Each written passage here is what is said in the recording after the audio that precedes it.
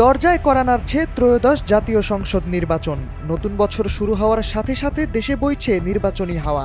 রাজনৈতিক দলগুলো শেষবারের মতো নিজেদের গুছিয়ে নিতে যেমন তোড়জোড় চালাচ্ছে, তেমনি নির্বাচনকে সামনে রেখে গরম হয়ে উঠছে আলোচনার টেবিল। এবার বাংলাদেশ জাতীয়তাবাদী দল বিএনপির স্থায়ী কমিটির সদস্য গয়েশ্বর চন্দ্র রায় মন্তব্য করলেন, জান্নাতের টিকিট দেখিয়ে একটি দল ভোট চাচ্ছে। বুধবার দক্ষিণ কেরানীগঞ্জের তেগুড়িয়া ইউনিয়নের মির্জাপুর এলাকায় বিভিন্ন সামাজিক সংগঠনের সঙ্গে মতবিনিময় সভায় প্রধান আলোচকের বক্তব্যে তিনি এ মন্তব্য করেন। এ সময় গয়েশ্বর চন্দ্র রায় আরও বলেন, একটি দল ধর্মীয় আবেগকে হাতিয়ার করে জনগণের সমর্থনের আদায়ের চেষ্টা করছে।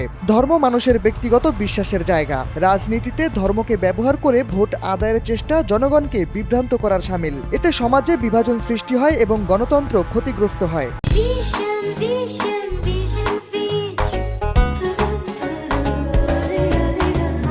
সভায় গয়েশ্বর চন্দ্র রায় আরও বলেন, জনগণ এখন সচেতন। আবেগের রাজনীতি দিয়ে দীর্ঘদিন মানুষকে বোকা বানানো যাবে না। দেশের মানুষ চায় সুশাসন, ভোটাধিকার নিশ্চিতকরণ এবং জনগণের ভোটে জনগণের পছন্দের প্রতিনিধি। সভায় আগামী জাতীয় সংসদ নির্বাচনে সবাইকে ধানের শীষে ভোট দেওয়ার আহ্বান জানান তিনি।